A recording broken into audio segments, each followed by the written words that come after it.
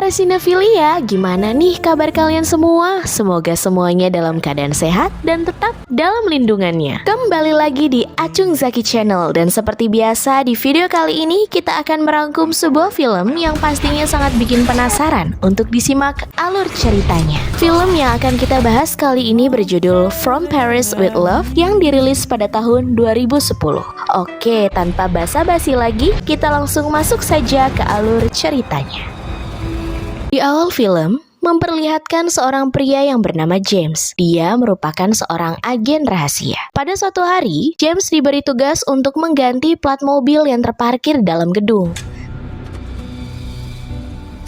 Saat itu dia merasa sangat jenuh dengan pekerjaan yang diberikan kepadanya. Sebagai agen rahasia, dia menginginkan tugas yang diberikan kepadanya harus lebih menantang. James pun pulang ke apartemennya. Terdapat di apartemen tersebut, dia tinggal bersama dengan kekasihnya yang bernama Caroline.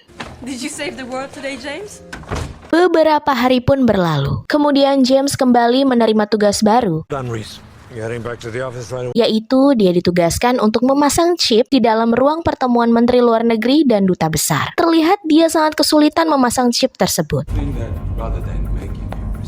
Beberapa kali percobaan dia gagal, sampai akhirnya chip tersebut berhasil terpasang dengan benar.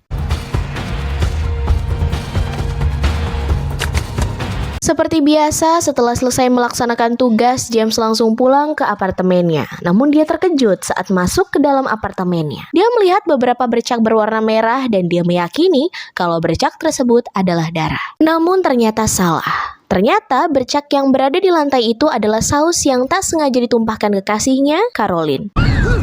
James! Terlihat Caroline sedang memperlihatkan sebuah cincin milik mendiang ayahnya. Kemudian diberikannya cincin tersebut kepada James sebagai hadiah. Di tengah keromantisan mereka berdua, James pun tiba-tiba mendapat telepon yang isinya tugas baru untuk James. Tugasnya adalah menyelamatkan agen khusus yang sedang ditahan oleh kru bandara. Kali ini bukan tugas biasa untuk James, karena tugas kali ini sekaligus sebagai bahan promosi kenaikan jabatan untuknya. Kemudian James pun langsung bergegas pergi untuk melaksanakan tugas barunya. Singkat cerita, James pun sampai di bandara. Kemudian dia bertemu dengan pria berbadan kekar yang bernama Charlie. Dengan cerobohnya, Charlie lupa untuk menutupi identitas aslinya sebagai agen khusus. Akibatnya, Charlie bisa saja ditahan di bandara dengan ditambah dia membawa minuman soda yang jelas dilarang untuk dibawa. Sampai akhirnya, permasalahan tersebut berhasil ditangani dan diselesaikan oleh James.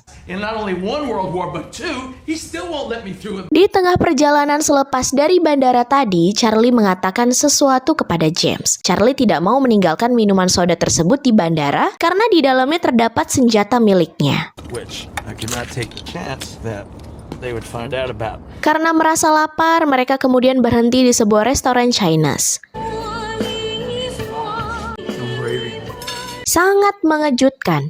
Tiba-tiba Charlie menghajar dan menghabisi beberapa pelayan di restoran tersebut dengan senjatanya. James yang kaget kemudian bertanya kepada Charlie, apa maksud dari aksi perbuatannya itu? Charlie pun menghiraukan pertanyaan James dan terus melakukan aksinya dengan terus menghabisi dan menembak atap restoran. Sehingga membuat atap restoran tersebut bocor dan jatuhlah kokain dari atap restoran itu. Kemudian James pun diperintahkan untuk mengambil dan membawa kokain itu untuk dijadikan sebagai barang bukti. Charlie dengan sengaja membiarkan satu pelayan di sana tetap hidup agar dapat dengan mudah mencari tahu siapa pemilik restoran tersebut. Wax on, wax off. Kemudian pelayan itu kabur untuk memberitahu bosnya. Charlie pun secara diam-diam mengikutinya. Hey, wax. Terlihat James yang merasa bingung dengan tugas yang diberikannya itu kemudian bertanya kepada Charlie tentang apa sebenarnya misi yang sedang dikerjakan. Wax on, wax off. Namun Charlie tidak menjelaskan secara detail tentang misi mereka saat itu.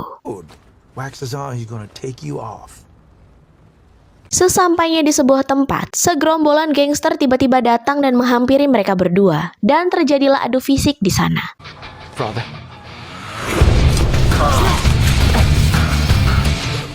Karena Charlie sudah sangat terlatih di dalam pertarungan, segerombolan gangster itu dapat dihabisi dengan cepat, dan Charlie pun berhasil membuat mereka semua meninggoy. Setelah selesai menghabisi para gerombolan gangster, mereka pun kembali melanjutkan aksinya mengikuti pelayan tadi dengan masuk melalui pintu belakang gedung. Lagi dan lagi, Charlie berhasil menghabisi penjaga yang ada di sana. Tak lama kemudian, mereka akhirnya menemukan keberadaan pemilik dari restoran Chinese tadi. Charlie dan James pun kemudian mulai menginterogasi dan menanyakan semua alamat penyebar narkocuy yang ada di kota tersebut. Next party you have will be catered off a park bench in Beijing. Mereka pun kemudian bergegas pergi setelah berhasil mendapat semua alamatnya. Namun saat mereka ingin pergi, mereka dihalangi oleh anak buah dari pemilik restoran tadi. Dan terjadilah adu tembak-menembak sampai akhirnya lagi-lagi Charlie berhasil menghabisi dan membuat mereka semua meninggoy. James pun terdiam dan terpukau melihat semua aksi Charlie tersebut. Kemudian James melaporkan semua yang telah Charlie lakukan kepada atasannya. Namun atasannya tidak menyangka Charlie akan melakukan hal itu. Lalu atasannya pun menyuruh James untuk mengikuti cara kerja Charlie. Call me again. Not until this job is done. Keesokan harinya terlihat Charlie dan James sedang menaiki menara Eiffel. Charlie menyuruh James untuk mencoba merasakan narkocuy yang mereka bawa di dalam kendi itu. Hal itu Charlie lakukan untuk membuat James merasa lebih tenang dalam menjalankan tugasnya. Dan James baru mengetahui bahwa ternyata misi sebenarnya mereka bukan sekedar mencari bandar narkocuy, tetapi juga harus menangkap para teroris yang berada di kota tersebut. Karena para teroris itu menukarkan uang mereka menjadi narkocuy. Mereka melakukan hal tersebut agar aksinya tidak diketahui. Mendengar penjelasan dari Charlie, James pun sangat kaget dan marah. Kemudian Charlie membawa James ke sebuah klub dan menyuruh James bergaya layaknya seorang pecandu. Lalu mereka bersama-sama menaiki lift untuk masuk ke sebuah gedung setelah mereka membayar wanita penghibur. Namun sayangnya hal tersebut diketahui oleh Caroline yang melihat James tengah asik dengan wanita penghibur itu. Hal tersebut membuat James sangat marah kepada Charlie karena sudah membawanya ke tempat klub tanpa memberitahukan sebelumnya. Charlie mempunyai misi dengan mendatangi tempat tersebut bukan untuk hura-hura, melainkan untuk mengintai dan mengawasi aktivitas restoran Cina yang berada tepat di depan gedung tersebut. James kemudian menghubungi Caroline untuk menjelaskan apa yang terjadi sebenarnya. No, that guy is not her pimp. Namun secara tiba-tiba James dihajar oleh dua orang yang tidak dikenal. Charlie yang mengetahui aksi tersebut kemudian menembak kedua orang itu dan berhasil membuat dua orang itu meninggoy. Tak lama kemudian Charlie melihat ada dua orang yang baru saja keluar dari restoran itu. Lalu dengan cepat mereka mengikutinya. Hingga sampailah di sebuah perumahan. Dengan santuinya mereka mencoba masuk dengan berpura-pura ingin membeli narkocuy. Sesampainya di dalam dan setelah Charlie berhasil mendapatkan narkocuynya, dia langsung menodongkan pistol ke arah salah satu pengedar yang berada di sana.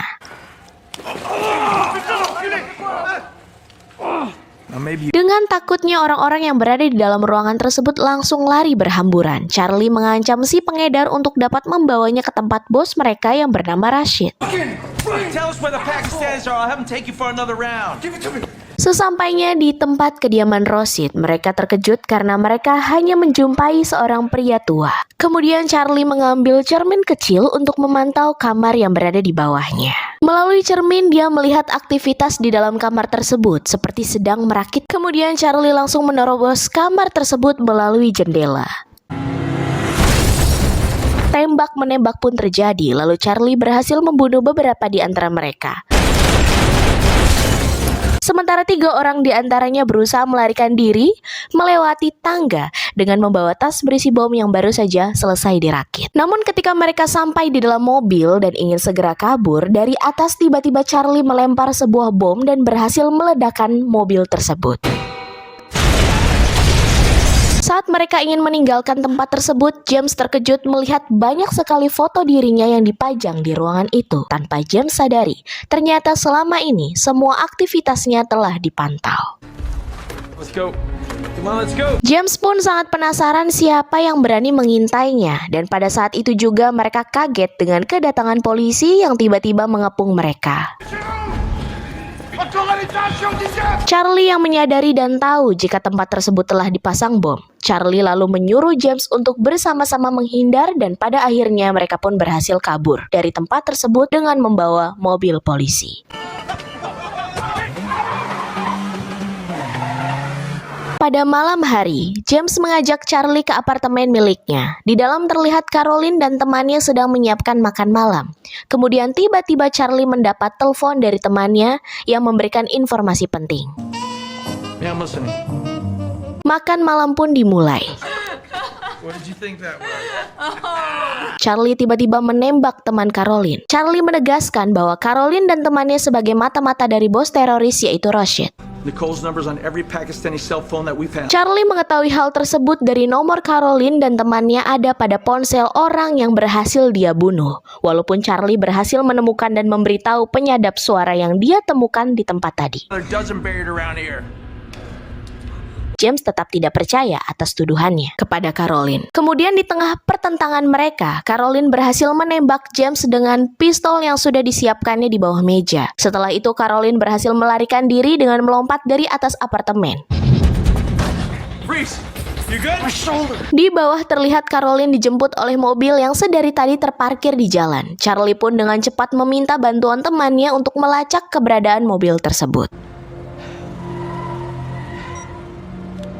Keesokan harinya, Charlie dan temannya berhasil menemukan beberapa kabel penyadap yang terdapat di apartemen James. Sementara James masih syok dan tidak percaya bahwa selama ini perempuan yang dia cintai adalah seorang mata-mata.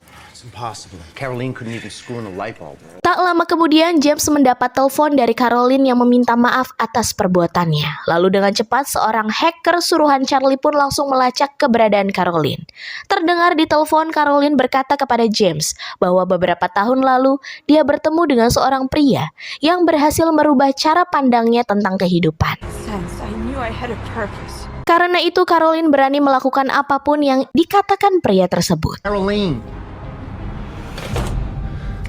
Selesai dia menelpon James, kemudian Caroline mendatangi pria yang dia maksud tadi. Dan ternyata pria tersebut adalah Rashid, bos teroris yang sedang diburu oleh Charlie. Di lain tempat, informasi datang dari hacker yang sedang melakukan penyadapan. Diketahui bahwa dalam waktu dekat, para teroris akan melakukan penyerangan besar-besaran pada saat konferensi. Yes, sir.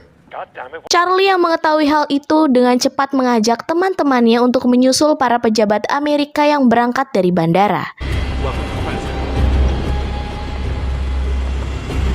Di tengah perjalanan, Charlie melihat mobil yang dikendarai oleh Rashid. There it is. Go, go, floor it! Charlie meyakini di dalam mobil tersebut Rashid sedang bersama Caroline. Di saat yang bersamaan, James juga memberikan informasi kepada Charlie bahwa Caroline tidak berada di dalam mobil tersebut. She is not inside that car. Karena kemungkinan besar, Caroline sedang bergabung dalam pertemuan itu. Dan benar saja, yang berada di dalam mobil ternyata hanyalah sebuah boneka untuk mengelabui Charlie. Di sana terlihat Charlie yang begitu kesulitan untuk membidik mobil milik Rashid. Dia kemudian meminta temannya untuk mencari jalan pintas. Pada saat Rashid ingin menabrakkan mobil pejabat Amerika yang berjalan di depannya, dari atas jembatan dengan tepat sasaran Charlie melayangkan tembakan ke arah mobil Rashid.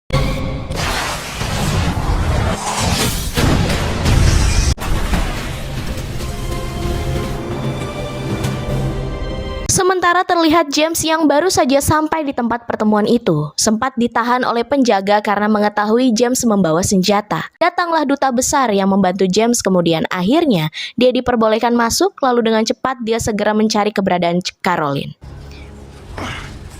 Thank you, sir. Di tengah banyak orang dan ramainya acara pertemuan itu, James berhasil mencuri pistol milik penjaga. Don't you fucking move! Kericuhan pun terjadi di dalam gedung tersebut. Kemudian James langsung mengarahkan pistol itu tepat ke arah Caroline. Terlihat terdapat bom di dalam tubuh Caroline yang bisa meledak kapan saja.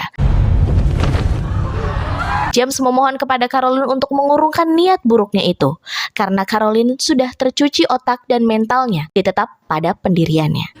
I am at peace. Dan tidak sedikit pun mendengar permohonan dari James. Dengan terpaksa James harus merelakan perempuan yang dia cintainya dibunuh di tangannya sendiri. Dan akhirnya, cara pertemuan para petinggi Amerika tersebut berjalan dengan baik dan lancar. Dan film pun selesai. I lied, sue me. Itu tadi rangkuman alur cerita film From Paris with Love. Jangan lupa like, comment, share, and subscribe. Dan jangan lupa juga nyalakan lonceng notifikasinya supaya kalian tahu video-video terbaru dari channel kami. And see you!